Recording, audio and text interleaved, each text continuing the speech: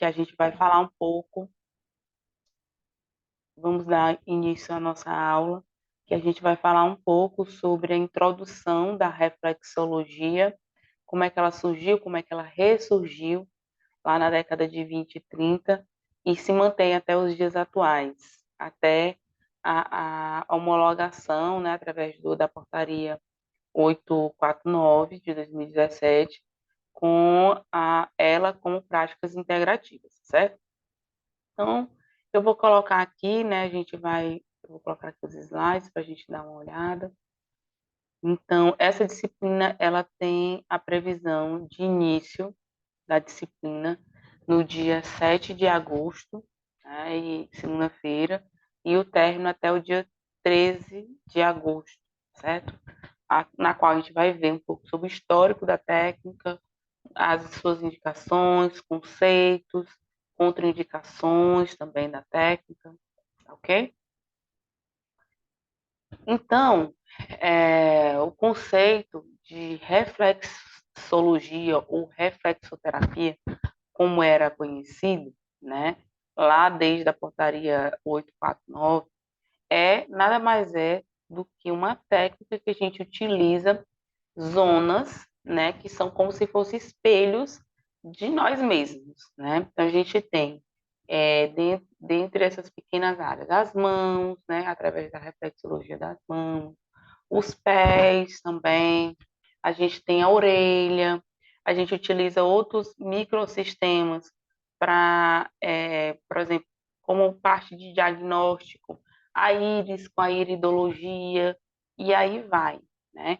Então, o principal objetivo da reflexologia consiste em equilibrar essas regiões do corpo e, consequentemente, mandando uma mensagem a nível de sistema nervoso, a nível de sistema energético e regulatório, para que aconteça o desbloqueio dessas regiões onde existe, né, também existe, através da teoria, que a reflexologia ela é capaz de quebrar acúmulos, né, de cristais de cálcio que vão causar várias patologias. Então, o principal objetivo é esse. Clinicamente, é uma técnica muito simples, a gente não gasta muito para você fazer a técnica, em termos de materiais, em termos de conhecimento, em termos de enriquecimento e capacitações, a gente tem esse enriquecimento com relação à técnica, mas é uma técnica extremamente simples, que você pode fazer no consultório, pode fazer em qualquer lugar. É, carro-chefe para, por exemplo, para dores, de uma forma geral. Inclusive, historicamente, as primeiras vezes que a gente utilizou a reflexologia foi no intuito de alívio de dores, né? Então, clinicamente, é uma técnica que é para alívio de tensões, estímulo do sistema circulatório, sistema linfático, nervoso, podendo ser utilizado para as mais diversas doenças, desde as doenças respiratórias, como sinusite, como gripe, infecções urinárias, cólicas menstruais, entre outros. Então, na definição lá da portaria, né, 849/2017, ele define a reflexoterapia ou reflexologia, como é chamado também, como uma prática que utiliza áreas reflexas com uma finalidade terapêutica, certo? Ela também, historicamente, já foi chamada de zonoterapia, é, terapêutica através de zonas, reflexologia. E essa modalidade terapêutica, ela parte do princípio que o corpo humano ele pode ser dividido em diferentes regiões, na qual cada uma dessas regiões possui o seu reflexo, né? Em especial a mão e o pé. E a gente vai entender por que que o pé tem tanto essa potencialidade de fazer os diversos tipos de tratamento.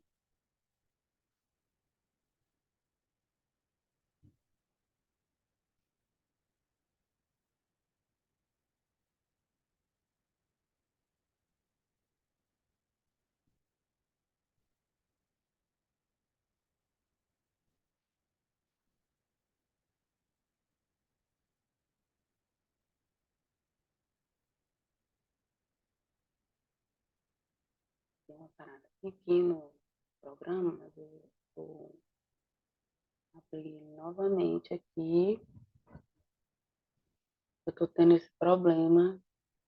Toda hora tá abrindo e fechando esse arquivo. Não estou entendendo muito bem. Vou abrir novamente aqui.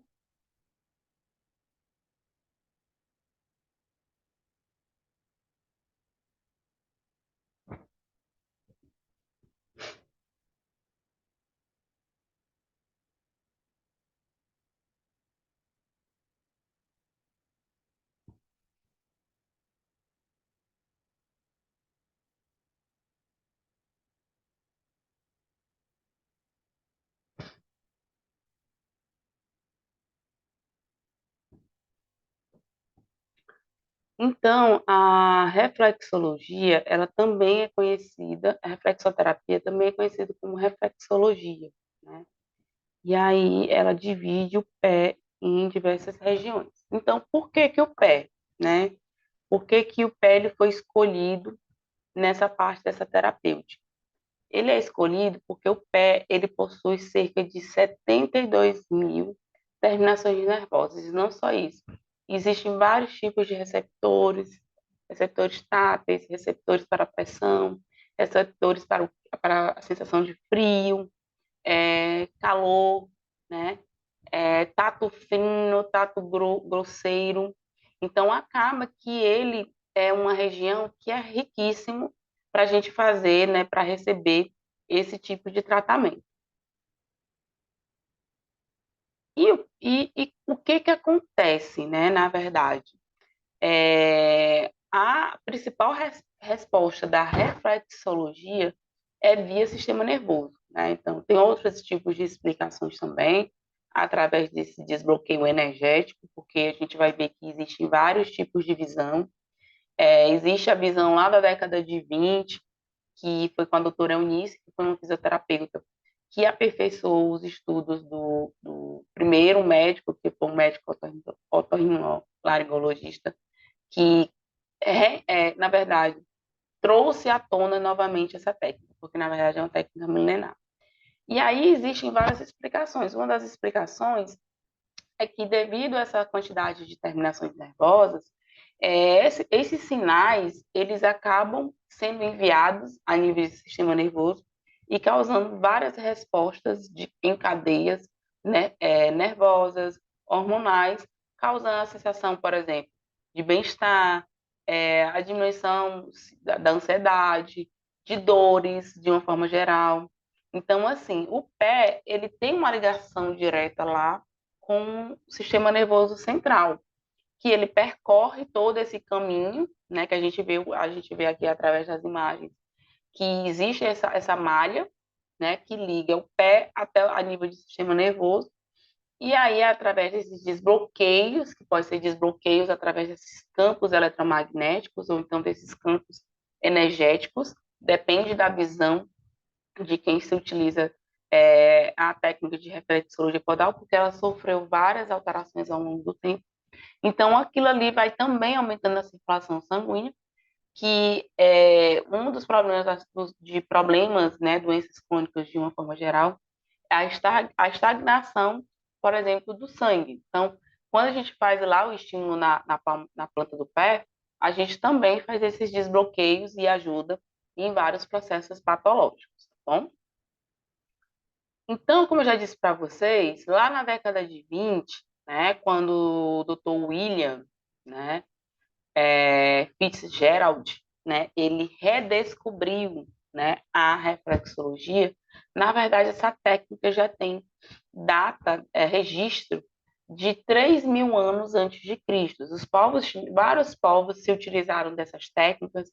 Hoje a gente tem a reflexologia podal tailandesa, também a indiana, sofrendo pequenas alterações com relação a alguns tipos de técnicas, algumas formas de a gente estar fazendo determinados tipos de manobras, né? Mas aí ela se manteve na sua originalidade, né?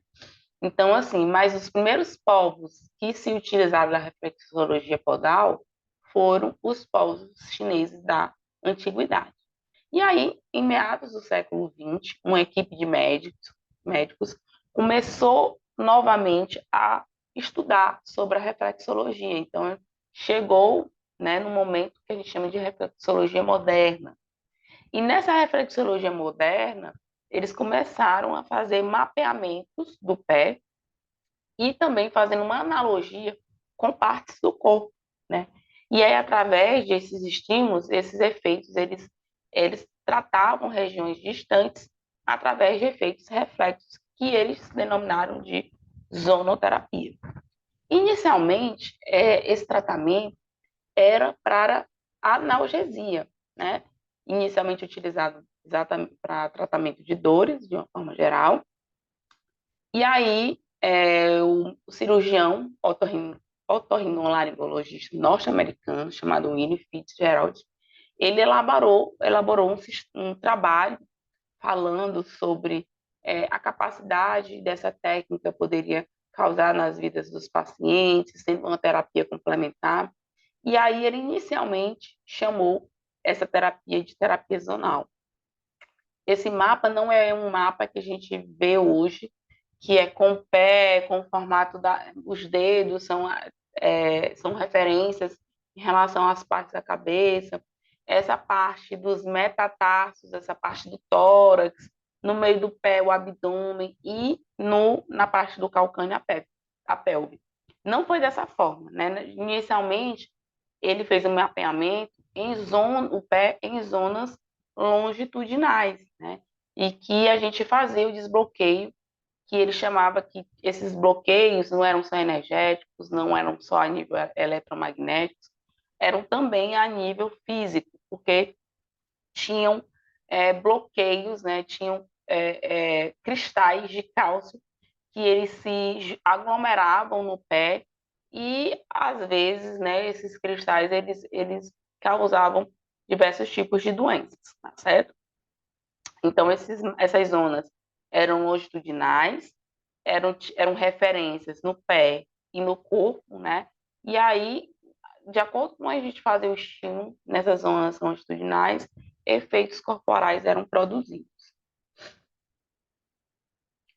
E aí, gente, aqui a gente tem uma imagem, né, da tumba de um médico egípcio, Akom-Mahon, né, em Sagara, né? E nessa tumba tem exatamente isso, né? Você está vendo aqui uma egípciazinha, né, sendo tratada por um outro terapeuta que está aqui na frente e ela aqui pegando no pé, né? Então, assim, isso já é uma imagem, né, dentro da tumba de 5.000 anos, né, lá na China. Então, é uma terapia bem antiga. Aí, na década de 30, essa terapia, ela foi, na verdade, não foi descoberta, ela foi redescoberta por esse médico, que era o Dr. William Fitzgerald, né? Então, ele inicialmente, vocês estão vendo aqui, ó, esse pé, ele era mapeado nessas zonas longitudinais aqui, no dedão aqui do pé, né, no hálux. A gente vai ter uma próxima aula que a gente vai falar sobre a anatomia do pé, porque vai ser muito importante na questão da localização dos pontos, né? Então, quem não for bom de anatomia, comece a estudar, né? Que isso é muito importante para a gente determinar essas áreas, né? Então, ó, são 5 áreas, né? Sendo que essa área um, o hálux, ele é dividido em 5 microáreas. E essas áreas correspondiam no macro em regiões do corpo, né? Então, logo, isso foi na década de 20, né? E lá na década de 30, essa senhora aqui, que era uma fisioterapeuta, a doutora Eunice Ingham, ela começou a adaptar e a melhorar ainda mais os estudos do William, né? E aí, gente, os mapas que a gente vê hoje, eles foram cada vez mais melhorando, certo? Então, na década de 30, a fisioterapeuta Eunice Ingram, ele aperfeiçoou essa terapia que era chamada de terapia zonal, não era de reflexologia podal, e aí cada ponto reflexo ele representava o quê? Áreas de congestão, tensão, em, em correspondência em outras áreas do corpo, certo? Então, aqui o mapa, novamente, de como era lá na década de 20, de 30, né? Esses mapas, que eram essas linhas longitudinais. E aí, por exemplo, como é que eles diagnosticavam esses bloqueios, né? Fazia uma palpação, um deslizamento com os dedos nessas zonas, e aí o paciente ele relatava dor, né? Então a gente sentia é, acúmulo de tecido, então ali aquela dor já representava um bloqueio, né? Então eles faziam também diagnóstico com esses mapas. E aqui o mapa mais moderno, né, que a gente conhece mais, que é o mais utilizado, que é esse mapa aqui, na qual o dedão, né, que é o hálux do pé, ele representa a cabeça, e quando a gente une os dois pés, né, o pé direito e o pé esquerdo, a gente vê como se fosse duas metades do corpo. Tanto é que tem alguns mapas, por exemplo, o coração ele está do lado esquerdo. Então, se a gente quer fazer um estímulo ali no ponto do coração, nós só vamos estimular do lado esquerdo, que é o lado que o coração está, né? E aí, por exemplo, o pulmão direito, então pé direito, pulmão esquerdo, o pé esquerdo. E aí vai, né? Então, assim, o que é que a gente consegue ver aqui nesse mapa? Aqui é como se fosse um ser humano, né? Então, aqui a gente vê aqui, ó, a parte aqui, toda essa parte aqui, lateral do pé, a gente consegue estimular, por exemplo, zonas musculoesqueléticas.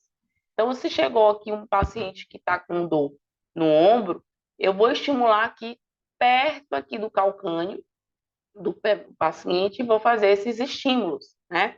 Ah, o meu paciente ele está com uma dor na coxa. A coxa, ela fica entre as nádegas, né, que é o bumbum, e o joelho. Então, vou fazer deslizamentos nessa região. E aí vai, né? Na medicina tradicional chinesa, como vocês já vêm estudando, esses órgãos que a gente conhece, né? Pulmão, bexiga, estômago, coração, têm um relacionamento bem íntimo com as nossas emoções, né? Então, tem algumas terapias para se chegar um paciente para vocês com ansiedade, por exemplo. Então, a ansiedade ela está ligada com o elemento fogo, como vocês viram lá nas bases da medicina chinesa. Então, a gente pode estar estimulando a região do coração para diminuir essa ansiedade, deixar esse paciente mais calmo. Ah, meu paciente ele está com raiva, ele está muito ressentido, está guardando mágoa. Olha aqui a região do fígado que só tem no pé direito, né? Então, o fígado está localizado à direita. E aí, o pé direito, mais ou menos nessa região aqui, no final dos metatarsos, né? A gente consegue ver a região do fígado. E aí vai, né? Então, aqui toda essa bordo do pé medial, nós temos a nossa coluna, né? A coluna cervical, a coluna torácica, o finalzinho aqui da coluna que é a lombar, né? O calcâneo que representa o nosso quadril, né? E aí vai. Então, esse mapa, ele sofreu várias modificações ao longo do tempo, tá bom? Aqui é um outro mapa com mais detalhes, né? Aqui a gente consegue ver na planta do pé todas essas áreas. A gente vai ter uma aula só para falar sobre esses pontos, né? E a importância de cada um deles. A gente vai abordar algumas patologias, as patologias mais comuns que os pacientes procuram a gente, nós terapeutas integrativos, né? Então, não se preocupe que vai ter uma aula só para isso, né? Para a gente abordar cada um desses pontos e como é uma sessão, né? Do começo ao fim de a reflexologia podal, né? Então, uma sessão de reflexologia podal, ela demora em torno de 30 a 60 minutos, né? Até porque quando o paciente chega, ele está nervoso, ele está tenso. É importante saber como é que o paciente ele gosta da terapia manual, se é com a mão mais firme, se é com a mão mais leve. Ele, às vezes, a gente fica, né, na hora da palpação, que a gente vai ver isso na próxima aula. Vou mostrar para vocês como é que é uma ficha, um modelo de ficha, né, na reflexologia podal. E aí a gente vai destrinchar essa ficha de anamnese. Vou mostrar para vocês os diferentes tipos de pé, né? Então, o que é que representa um calo? Por exemplo, o paciente tem sempre um calozinho naquela região, ou então ele tem um pé mais ressecado na região ali do calcânio. O que é que isso pode representar? Então, a gente vai discutir tudo isso, certo? Entre as principais indicações da reflexologia podal, a gente tem o alívio de tensões, estímulo do sistema circulatório, linfático, nervoso, tratamento de disfunções respiratórias em geral, diabetes, infecção urinária, cólica menstrual. A gente tem vários também artigos que falam da importância da reflexologia podal, por exemplo, no tratamento da insônia, dos distúrbios emocionais como um todo também. É importante a gente saber também que existem contraindicações, né? Essas contraindicações, entre elas a gente tem, por exemplo, quando a gente pega um pé de um paciente assim muito machucado, né? Por exemplo, o paciente ele está com, por exemplo, diabetes e aí ali tem lesões sérias que precisam ser tratadas. Então esse pé é machucado, ele é contraindicado para fazer a reflexologia podal, tá bom?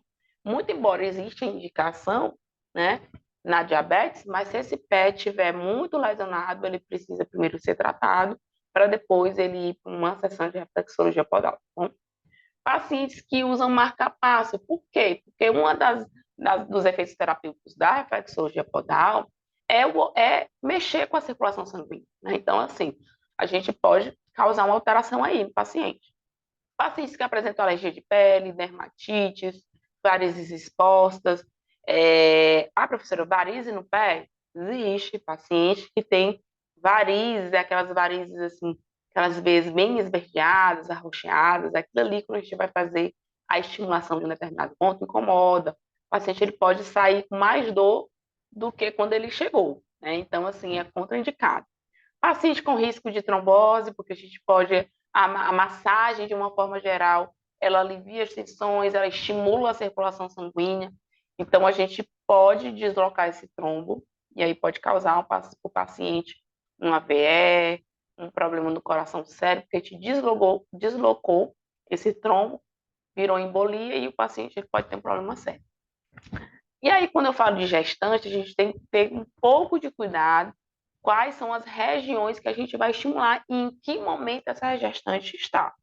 Se essa gestante ela estiver lá no final do terceiro trimestre, ela tenha a intenção de ter um parto normal, né? As terapias integrativas auxiliam bastante, né?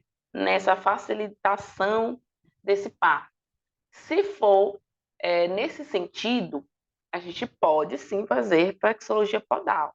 Só que não é tão legal assim a gente estar utilizando a reflexologia podal para pacientes gestantes que estão com risco de perder bebê, né? Por exemplo, a gente pode estar estimulando ali uma área que pode dar uma reação ali hormonal, que pode causar um problema para o bebê, pode causar um problema para a mamãe. Mas se a paciente ela já estiver lá no quarto trimestre, depois de 36 semanas, tem um desejo de ter o parto normal, a gente pode estar estimulando essa região aqui, ó, do calcânio, né, que ele representa o quadril, e aí estimular o trabalho de parto.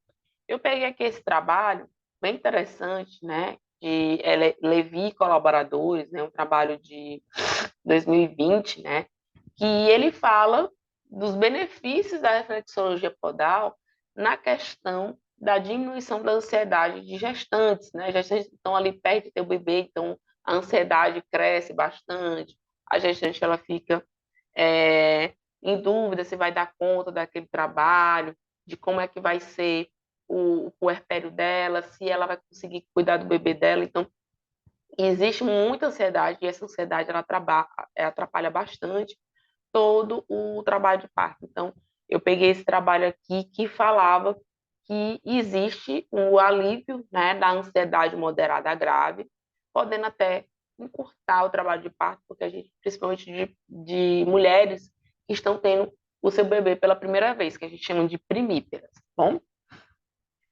Aí a gente vê aqui um pouco dos efeitos fisiológicos e terapêuticos, né, da reflexologia podal, com o aumento da vascularização, da perfusão sanguínea, oxigenação tecidual, estímulo do sistema linfático. Então, consequentemente, esse paciente, a gente ajuda a defender, né, o seu sistema imunológico, estimulando esse sistema imunológico, para fazer com que esse paciente ele adoeça menos também, eliminação de toxinas, né? Estímulo de terminações nervosas, facilitando o funcionamento da inervação, estímulos de resposta humoral, né? O que significa isso? Eu posso estimular, dar uma resposta hormonal, né, para esse paciente neural, produção de opioides endógenos. O que são opioides endógenos? São nada mais é, né, de uma numa linguagem bem simples, são substâncias que nós mesmos produzimos para aliviar as dores. Então, os opioides endógenos, eles podem ser produzidos através da reflexologia podal, controlando assim a dor e também produzindo encefalinas. Aqui eu peguei um outro artigo, né, que é bom a gente sempre estar falando, eu deixei à disposição esse artigo também para a gente dar uma olhada. Não é um ensaio randomizado, né, que aí vai ter uma evidência melhor para a gente comprovar a eficácia de uma técnica. É uma série de casos, foram poucos casos também, são 3 casos, que foram feitos, né, a influência da reflexologia podal na qualidade do sono. Então, a gente sabe, né, que cientificamente as mulheres elas têm mais problemas de insônia do que os homens, né? Então, nesse estudo, foi um estudo feito com 3 mulheres, 2 mulheres de 26 anos de idade e uma mulher de 40 anos de idade. E aí foi aplicado um questionário que a gente vê a questão da quantidade e qualidade de sono. No caso, aí o artigo ele quis saber sobre a qualidade desse sono. Porque, às vezes a pessoa ela consegue dormir cedo, consegue pegar no sono, mas ela acorda mais cansada. Então, ela tem uma qualidade, para ela, é uma qualidade bem ruim de sono. Esse estudo, ele foi, essas mulheres, elas foram acompanhadas durante entre 6 e 7 sessões de reflexologia podal. Cada sessão tinha 30 minutos. O instrumento que foi utilizado para saber, né, como é que elas estavam antes de fazer a terapia e após a terapia foi o índice de qualidade de sono de Pittsburgh. E os efeitos, né, da pesquisa foi que os resultados eles mostraram um efeito positivo. Eu vou mostrar aqui a tabela para vocês. Todas as mulheres elas tiveram a melhor pontuação depois das técnicas de reflexologia podal. A qualidade metodológica desse artigo não é muito bom porque não existe uma análise estatística para saber se existiu mesmo um resultado significante antes e depois desses indicadores, mas visualmente essas mulheres elas tiveram uma redução, né? E aí mostrando um efeito positivo na qualidade do sono da reflexologia, né? A insônia ela tem uma justificativa, né, de ser estudada, né? Porque a insônia ela vai causar vários outros problemas, né? Problemas de trânsito, né? Acidente de trânsito. O paciente ele vai faltar mais no trabalho, né?